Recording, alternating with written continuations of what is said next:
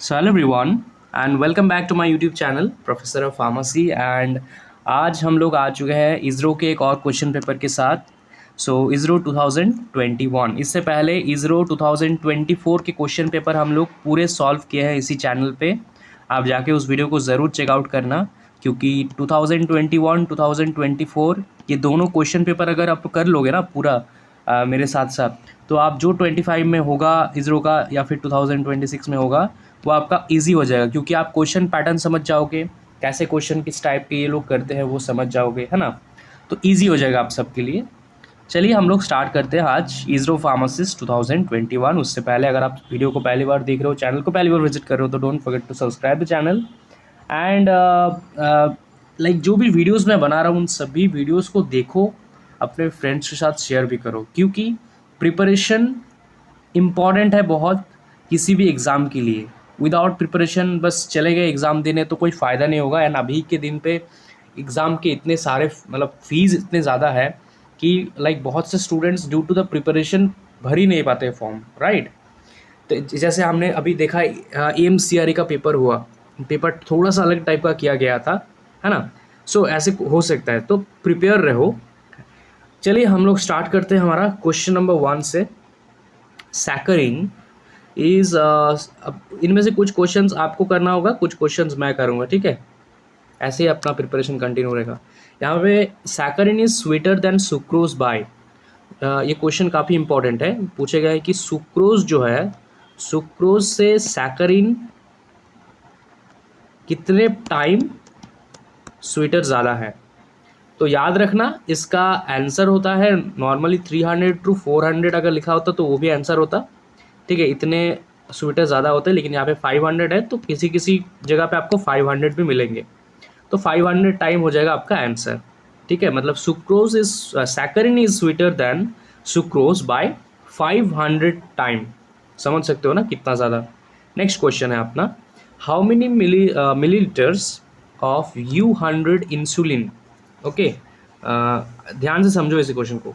How many millilitres of U100 insulin should be use to obtain 40 units of insulin, okay. So इस question को करने के लिए थोड़ा सा कैलकुलेशन की ज़रूरत है, इसीलिए ये क्वेश्चन मैं आप सबके ऊपर छोड़ता हूँ। यह आपको करना है, हाउ मेनी मिलीलीटर्स ऑफ मतलब U40 इंसुलिन के लिए क्या आपको कितना millilitres of U100 insulin use करना होगा। तो देखो यहाँ पे अगर हम लोग को U40 इंसुलिन चाहिए कितना फिर 140 यूनिट्स तक, तो ये वाला कितना लगेगा। तो इसके लिए एक चार्ट होता है, नॉर्मली कन्वर्शन चार्ट होता है, ठीक है। वो आपको यहाँ पे देख के इसको करना पड़ेगा, ओके। ये क्वेश्चन है आप सबके लिए, आप मुझे इसका आंसर करके बताना कि how many millilitres of the U100 insulin should be use to obtain 40 units of insulin, ठीक है। इंसुलिन बहुत सारे हैं, देखो U100 U200 300 500, तो ऐसे मतलब ये क्वेश्चन इंपॉर्टेंट है काफ़ी। लेकिन मैंने लाइक इसरो में ये देखा है कि ऐसे टाइप के क्वेश्चंस दिए जाते हैं, तो थोड़ा इसका थ्योरी स्टडी करना, अगर आपको नहीं पता तो फिर इसका आंसर मुझे कमेंट बॉक्स से बताना आप सब। चलो नेक्स्ट क्वेश्चन पे चलते हैं यहाँ पे।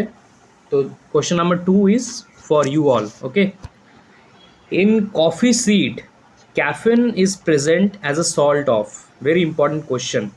जो कॉफ़ी सीड हम लोग कॉफ़ी खाते हैं ना, सॉरी कॉफ़ी पीते हैं ना, तो कॉफ़ी सीड में जो कैफीन होते हैं, हम सबको पता है कॉफ़ी से ही कैफीन मिलते हैं, तो वो किस सॉल्ट में प्रेजेंट होता है, ओके।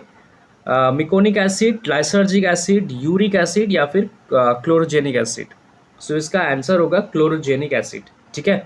क्लोरोजेनिक एसिड फॉर्म में प्रेजेंट रहता है एंड इसी से एक्सट्रैक्ट किया जाता है अपने कैफीन को। Next question, prostaglandin analogues, prostaglandin analogues जो है इन अल्सर थेरेपी, तो इनमें से कौन से में यूज़ होता है, राइट। डायरिया, तो डायरिया में तो यूज़ होता ही है। यूटेराइन ब्लीडिंग, हाँ यूटेराइन ब्लीडिंग में भी यूज़ होता है। एंड अबॉर्शन, तो अबॉर्शन में भी यूज़ होता है। इसका आंसर होगा फिर ऑल ऑफ दिस, ठीक है। All of the above, all of the answer होगा prostaglandin analogues in ulcer therapy. Okay, prostaglandin analogues in ulcer therapy. काफ़ी इंपॉर्टेंट क्वेश्चन है गाइस. जैसे एग्जाम्पल एक मैं यहाँ पे देता हूँ, जैसे मान लो मिसोप्रोस्टॉल. ठीक है, ये मिसोप्रोस्टॉल जो है जैसे एक प्रोस्टाग्लैंडिन एनालॉग है, ये अल्सर थेरेपी पे यूज़ होता है ना. मल्टीपल इफेक्ट्स होते हैं इनका वेरियस टिश्यूज़ पे हमारे बॉडी में, मेनली अल्सर थेरेपी में यूज़ होता है. नेक्स्ट क्वेश्चन पे चलते हैं. ओरल हाइपोग्लाइसेमिक एजेंट इनमें से सभी है एक को छोड़कर, तो वो कौन सा है एक्सेप्ट. यहाँ पे है repaglinide, glipizide, insulin and glimepiride. So oral hypoglycemic agent, सबसे पहले आपको समझना पड़ेगा कि कौन कौन से इसका एग्जाम्पल है. ठीक है, तो ओरल हाइपोग्लाइसेमिक एजेंट्स क्या है. These are the group of drugs जो क्या करते हैं हमारे बॉडी में जो शुगर प्रेजेंट होते हैं ना हमारे बॉडी में, उसको रिड्यूस करते हैं. ठीक है, hypo means reduce glycaemic agent. Okay, they are not insulin actually. तो ये कभी इंसुलिन नहीं हो सकता है ना, तो इंसुलिन ही इसका आंसर होगा एक्सेप्ट. लेकिन समझना होगा, अगर आपको यहाँ पे इंसुलिन की जगह कोई और ऑप्शन दे दे जो कि नहीं है ओरल हाइपोग्लाइसेमिक, तब भी आपको यही आंसर करना पड़ेगा वो समझ के. ठीक है, क्योंकि आपको ये पता लगाना होगा कि कौन कौन से ड्रग है जो ओरल हाइपोग्लाइसेमिक है. राइट, डिफरेंट क्लासेस के हो सकते हैं गाइस. जैसे यहाँ पे देखो एक तो है यहाँ पे ग्लिपिजाइड है. राइट, ग्लिपिजाइड आपका आ गया यहाँ पे सल्फोनाइल यूरिया में, मान लो ग्लिमेप्राइड आ गया यहाँ पे, ग्लिमेप्राइड भी सल्फोनाइल यूरिया में आ गया आपका. यहाँ पे एक है क्या है यहाँ पे रिपाग्लिनाइड है. रिपाग्लिनाइड कौन से क्लास में आता है नॉर्मली, आई थिंक मेग्लिनटाइड्स में आते हैं शायद, ऐसा हो सकता है ना. नेक्स्ट क्वेश्चन है आपका BCG vaccine. Okay, bacille Calmette Guerin. So जो बीसीजी वैक्सीन बच्चों को दिया जाता है, राइट, न्यू बॉर्न बेबीज़ को या फिर जो बच्चे को दिया जाता है, it's a live attenuate viral vaccine, live attenuate bacterial vaccine, killed और इनएक्टिवेटेड वायरल वैक्सीन. अब किल्ड और इनएक्टिवेट काइंड ऑफ सिमिलर ही है, एक बैक्टीरियल है एक वायरल है, एक वायरल है एक बैक्टीरियल है.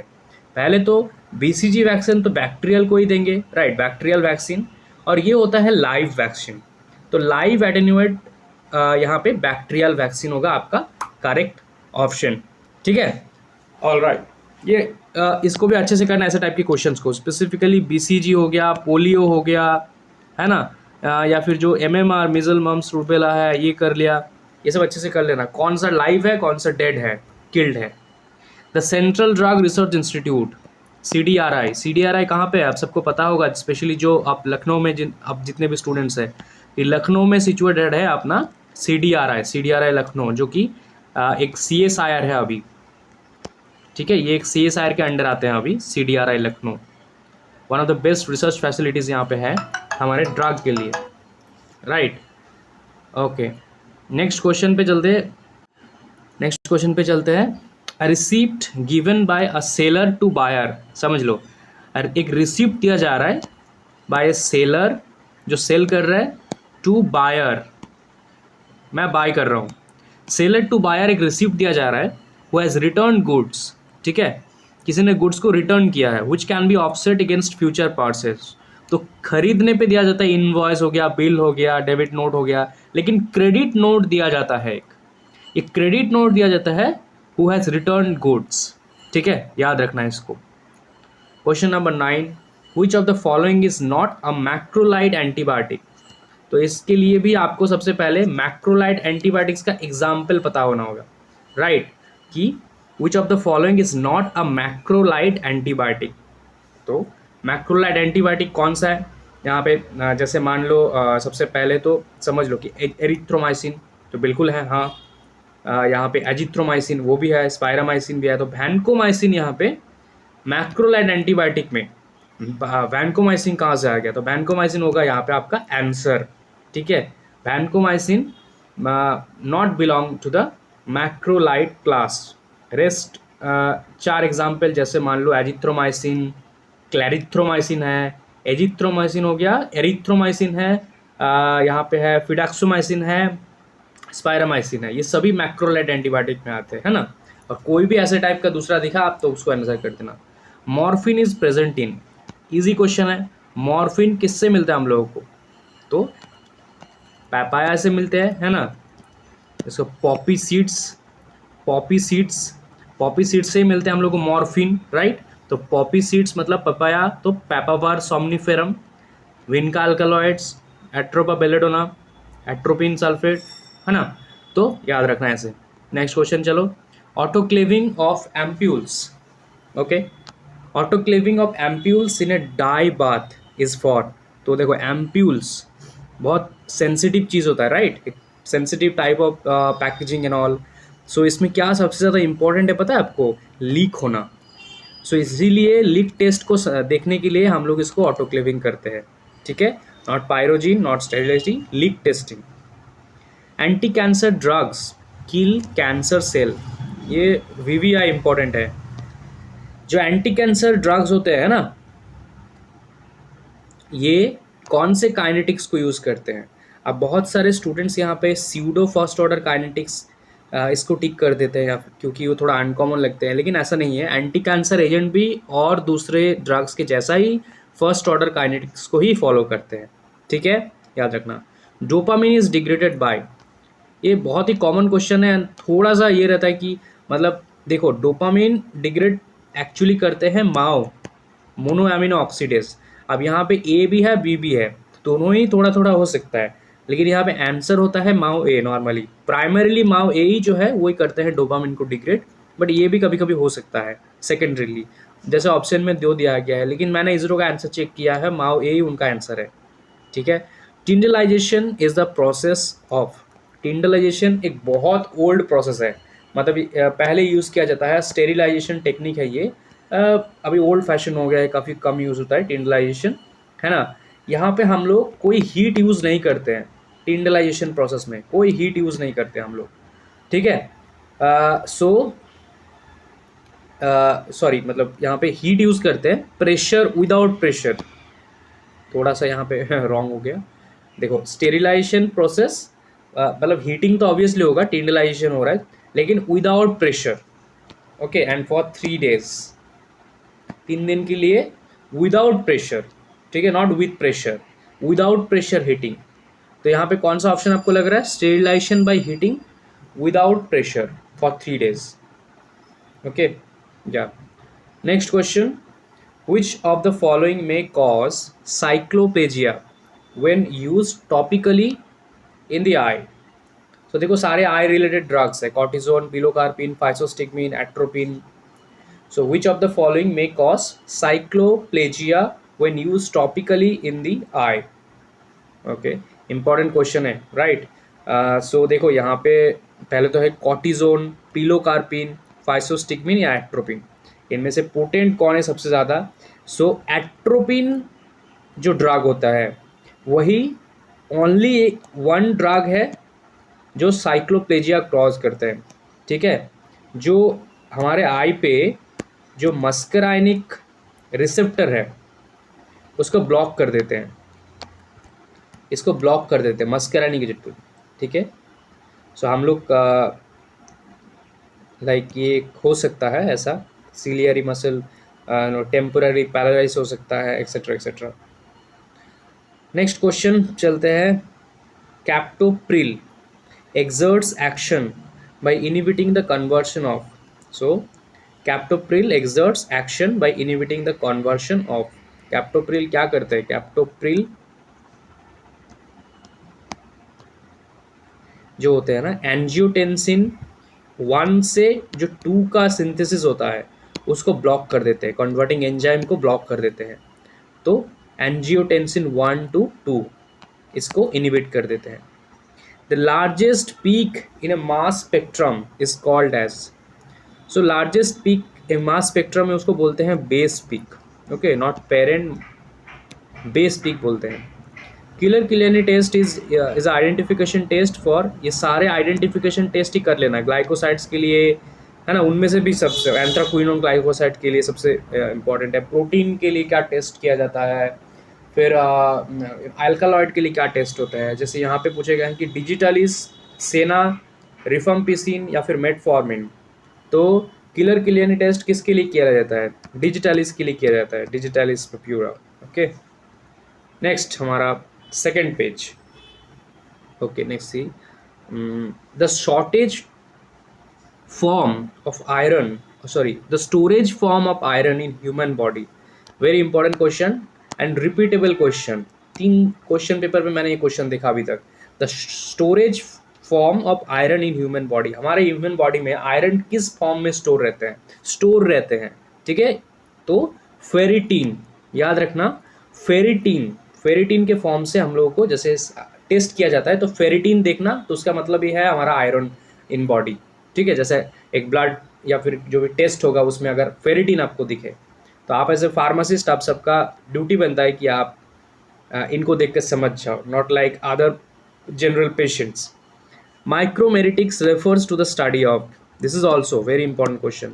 माइक्रोमेरिटिक्स, माइक्रो का मतलब क्या होता है, वेरी स्मॉल, राइट. तो बहुत स्मॉलर पार्टिकल्स, मतलब एकदम माइक्रो अगर 70 से नीचे ऐसे समझ सकते हो आप. स्मॉल पार्टिकल्स को स्टडी करने के लिए यूज होता है micromeritics. How many half lives is required to disintegrate 90% of drug.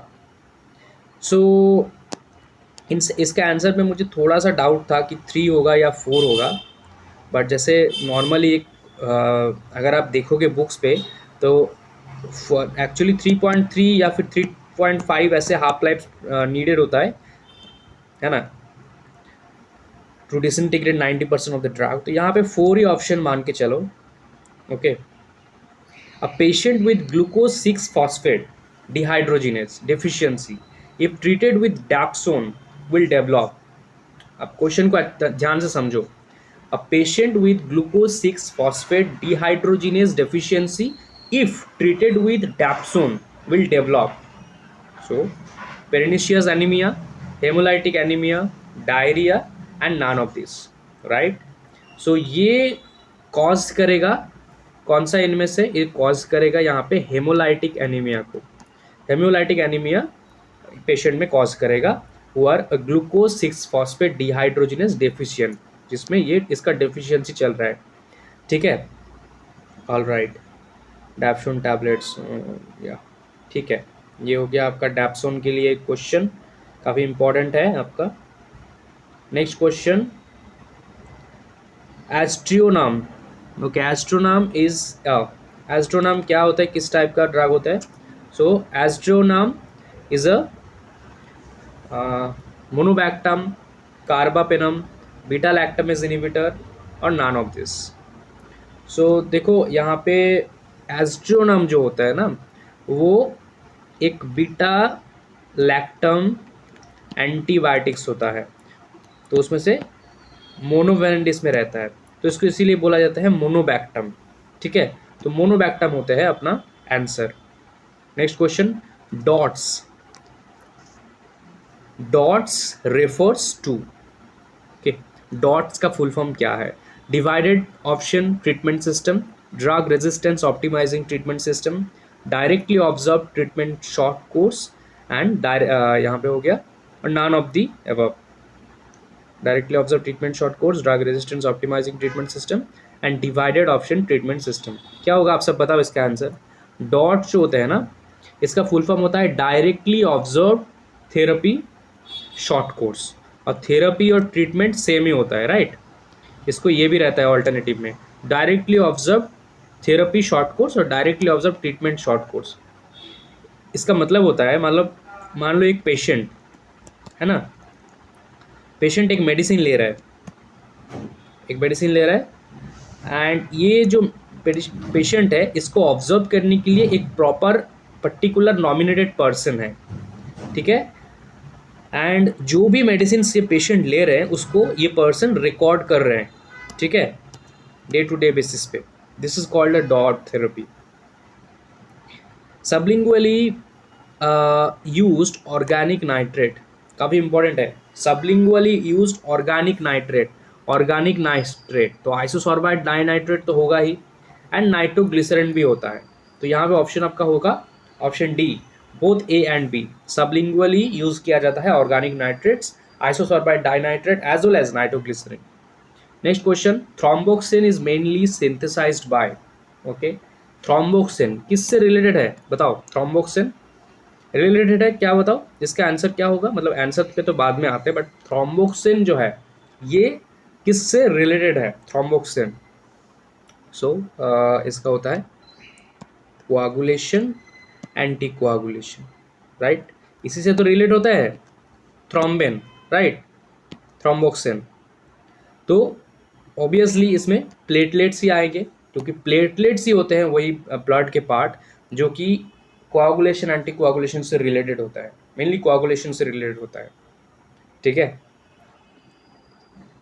The Wurster process can be use to, okay, Wurster जो प्रोसेस होता है जो यूज होता है to coat tablets, determine the disintegration time, gas sterilises the parenteral solutions, automatic filling of the capsule. तो coating के लिए use होता है अपना रस्टर प्रोसेस, याद रखना। Emulsions containing more than 2 phases, काफ़ी इंपॉर्टेंट। इमल्शन में हम लोग को पता है 2 फेज होता है, ऑयल इन वाटर या तो फिर वाटर इन ऑयल, लेकिन जब इससे ज़्यादा फेज होता है ना तो उसको बोलते हैं मल्टीपल इमल्शन। रिमेंबर, इजी है याद रखने के लिए, multiple emulsion, not mixed emulsion, multiple emulsion. Hypotensive effect of clonidine is due to the action of, hypotensive effect of clonidine, hypotensive effect of clonidine is due to the action on, कहाँ action करता है? Alpha adrenergic receptor, beta adrenergic receptor, H1 receptor and H2 receptor, ठीक है। सो इसका correct option क्या होगा? Alpha adrenergic receptor, मतलब option number A, ठीक है। Hypotensive effect of clonidine, alpha adrenergic receptor. Next question, anti-diabetic agent of choice in diabetic ketoacidosis, इसको याद रखना। एंटी डायबिटिक एजेंट तो है, ड्रग इन चॉइस मतलब drug of choice in diabetic ketoacidosis. तो in case of diabetic ketoacidosis हम लोग क्या यूज़ करते हैं? जनरल इंसुलिन यूज़ करते हैं। सिंपल याद रखना, जनरल इंसुलिन को यूज़ करते हैं। लेकिन जनरल इंसुलिन, रेगुलर इंसुलिन को बोलते क्या है? और क्रिस्टलाइन इंसुलिन, ठीक है। तो क्रिस्टलाइन इंसुलिन होगा हमारा आंसर, जो रेगुलर इंसुलिन होता है। ब्लैक पेपर, ओके, फार्माकोग्नोसिस से क्वेश्चन है। Black pepper consist of the dried unripe fruits of, मतलब ब्लैक पेपर का आपका यहाँ पे बोटानिकल नेम पूछे गए हैं, ओके। सो चारों ही पेपर का ही यहाँ पे है, piper betle, piper longum, piper cubeba and piper nigrum. So याद रखना, ब्लैक पेपर का होते हैं यहाँ पे पेपर और पाइपर निग्रम, ठीक है। निग्रम होता है अपना answer. Reddish brown colour of calamine, calamine lotion हम लोग यूज़ करते हैं, राइट, वो उसका कलर होता है रेडिश ब्राउन। तो किस लिए होता है पता है रेडिश ब्राउन कलर? इनमें से कौन से एजेंट का रेडिश ब्राउन कलर है? आपने अगर इनऑर्गेनिक में अपना प्रैक्टिकल किया होगा तो आपको याद होगा कि zinc chloride, ferric chloride, ferric oxide या तो फिर पोटेशियम परमैंगनेट, राइट। तो इनमें से कौन सा एजेंट जिसका कलर रेडिश ब्राउन हो सकता है? तो याद रखना फेरिक ऑक्साइड, ओके, Fe2O3, ये होता है फेरिक ऑक्साइड। इसका नॉर्मली कलर होता है रेडिश ब्राउन, और इसी कलर हम लोगों को देखने को मिलते हैं कैलामाइन में। Next question, disposable syringe are made of, important question है। जो डिस्पोजेबल सिरिंजेस होते हैं हम लोग यूज करते हैं, राइट, वो किससे बना होता है? तो याद रखना पॉलीप्रोपिलीन, ठीक है, पॉलीप्रोपिलीन से बना हुआ होता है disposable syringes, okay. Next question, which of the following, ये इजी क्वेश्चन है, स्पेशली गर्ल्स स्टूडेंट्स आप लोग इसका आंसर दे सकते हो एंड आपको देना चाहिए। Which of the following is a physical sunscreen, physical sunscreen के लिए मतलब कौन सा है यहाँ पे एजेंट, मेन एजेंट, राइट, जिसके बिना एक सनस्क्रीन अधूरा है? Para amino benzoic acid, methyl salicylate, silicon oil and TiO2। तो टाइटेनियम डाइऑक्साइड और TiO2 होता है एक मेन, मतलब यही होता है एक जो यूवी रे को ज़्यादा एब्जॉर्ब नहीं करता है, इसको इमीडिएटली हटा देता है। सो टाइटेनियम ऑक्साइड के बिना कोई भी कॉस्मेटिक प्रोडक्ट जो हम लोग स्पेशली स्किन में यूज़ करते हैं तो वो अधूरा है एक्चुअली, याद रखना।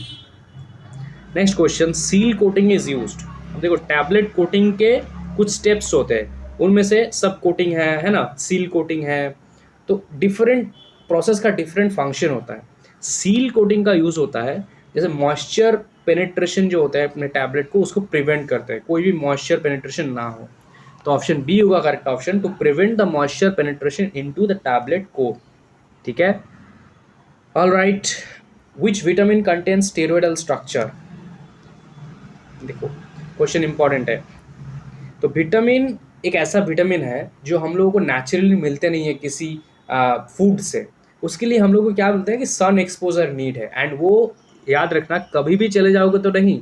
लाइक अगर आप 12 नून से लेकर 4 PM तक जाओगे तो सन लेने, तो ये बिल्कुल मत करना।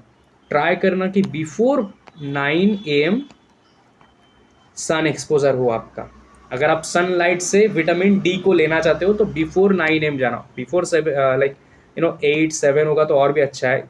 जितना डिले करोगे उतना ही यूवी जो का इफेक्ट है वो ज़्यादा हो जाता है। ठीक है, सो कौन सा होता है यहाँ पे? विटामिन डी, जो स्टेरॉयडल स्ट्रक्चर कंटेन करता है। Endothelium dependent relaxing factor of blood, endothelium dependent relaxing factor of blood, acetyl choline, noradrenaline, nitric oxide, या फिर नॉन ऑफ दिस। सो इसका जो आंसर है ये होता है नाइट्रिक ऑक्साइड। ठीक है, 5-HT3 antagonist used as anti emetic agent. Okay, और वैसे तो देखो अंडास्टेरोन और डोमपेरिडोन दोनों ही एंटी इमेटिक एजेंट है, राइट। वॉमिटिंग के लिए हम लोग यूज़ करते हैं, मोशन सिकनेस के लिए हम लोग डोमपेरिडोन को यूज़ करते हैं ज़्यादा। तो याद रखना ये जो स्टेरोन है लास्ट में, ये होता है 5-HT3 एंटागोनिस्ट। अंडास्टेरोन और भी कुछ स्टेरोन्स है जो मुझे अभी याद नहीं आ रहा, लेकिन ये होते हैं 5-HT3 एंटागोनिस्ट। ठीक है, तो ये होगा अपना आंसर 5-HT3 एंटागोनिस्ट जो एंटीमेटिक एजेंट भी यूज होता है। All of the following causes hyperglycaemia except, इनमें से सारे ड्रग्स हाइपरग्लाइसेमिया कॉज करते हैं एक को छोड़कर। स्ट्रेप्टोजोटोसिन, डाइजॉक्साइड, ओके, मिग्लिटोल एंड ग्लूकागॉन। सो यहाँ पे इसका आंसर होगा ये ऑप्शन डी। ठीक है, मिग्लिटोल। एंड आज हमारा last question, the breakdown of glucose to pyruvic acid. Easy question है बायोकेमिस्ट्री से। ग्लूकोज टू पायरुविक एसिड को क्या बोलते हैं हम लोग? जो glucose to pyruvic acid glycolysis बोलते हैं ना, जो जहाँ पे ग्लूकोज से पायरुविक एसिड बनते हैं उसको हम लोग ग्लाइकोलाइसिस बोलते हैं। एक ग्लाइकोलाइसिस है, एक ग्लूकोजेनोसिस है, ग्लूकोजेनोलाइसिस, ग्लूकोनियोजेनोसिस। इंपॉर्टेंट है सारे, किसमें क्या होते हैं। ये हो गया आज का हमारा paper, first part of the ISRO pharmacist 2021। Next पे हम लोग इसरो 2021 के सेकंड पार्ट करेंगे, और इससे पहले जो हमने वीडियो स्टार्ट किया है रेलवे फार्मासिस्ट के क्वेश्चन पेपर 2019, उसका पार्ट ए हो चुका है, पार्ट 2 करेंगे। Thank you so much, please support this new channel. मुझे इस चैनल को ग्रो करना है। जैसे उस चैनल पे हमने 70,000 प्लस सब्सक्राइबर किए हैं, एक कम्युनिटी किए हैं, इसको भी मुझे 50,000 1 लाख जितना हो सके इसमें भी मुझे आप सबसे जुड़ना है एक्चुअली, ताकि आप सबको भी हेल्प मिले और मेरा भी प्रैक्टिस होता रहे। Thank you so much.